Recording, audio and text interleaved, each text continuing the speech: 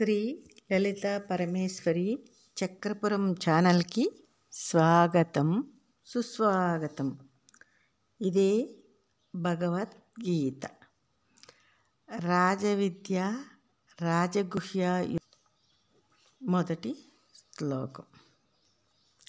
భగవానుడు ఈ విధంగా చెప్తున్నాడు అర్జునుడితో, ఇదం తు గుహ్యతమం ప్రవక్ష్యామి అనసూయవే జ్ఞానం విజ్ఞానసహితం యత్ జ్ఞాత్వా మోక్ష్యసే అశుభాత్. మాధవుడు ఏమని చెప్తున్నాడంటే, ఇదిగో ఈ రహస్యాది రహస్యమైనది సాధన సహితము అనుభవ సహితము అయిన జ్ఞానాన్ని దేనిని తెలుసుకుని సంసార బంధం నుండి విడుదలను పొందుతావో, అసూయ లేక గుణదోషముల వశం కాక వింటున్నావు కనుక నీకు ఇంకా చెప్తాను, విను అర్జున అని భగవానుడు ఇంకేమంటున్నాడంటే, రాజవిద్య రాజగుహ్యం పవిత్రం ఇదం ఉత్తమం ప్రత్యక్ష అవగమం ధర్మస్యం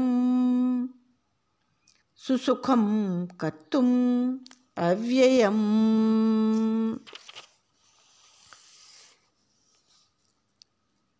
ఇప్పుడు చెప్పబోయేది ఈ బ్రహ్మ విద్య, ఆధ్యాత్మ విద్య, ఆత్మతత్వం విద్యలన్నిటిలోకి చాలా శ్రేష్టమైనది అర్జున. రహస్యములు అనబడే వాటికంటే రహస్యమైనది, నిరంతర సాధన వలన కానీ తెలియని రహస్యమైనది, నిత్యము పవిత్రమైనది కూడా, సర్వశ్రేష్టమైనది, దేహేంద్రియాదుల కంటే కూడా ప్రత్యక్షంగా అనుభవింపబడుచున్నది. శాశ్వత ధర్మము ఆచరించుటకు చాలా సుఖమైనది, ఆచరించి పొందితే ఎప్పటికీ తరగనిది.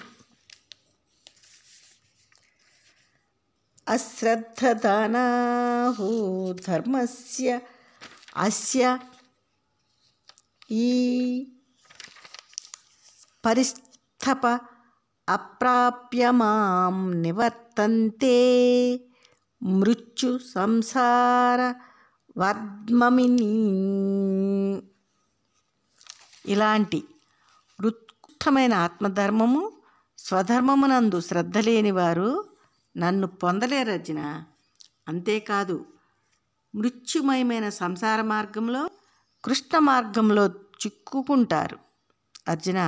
కనుక ఇప్పుడు జ్ఞాన విజ్ఞాన సహితమైన ఆత్మధర్మాన్ని స్వధర్మాన్ని మళ్ళీ విను అర్జున అని భగవానుడు అర్జునుడికి బోధిస్తున్నాడు.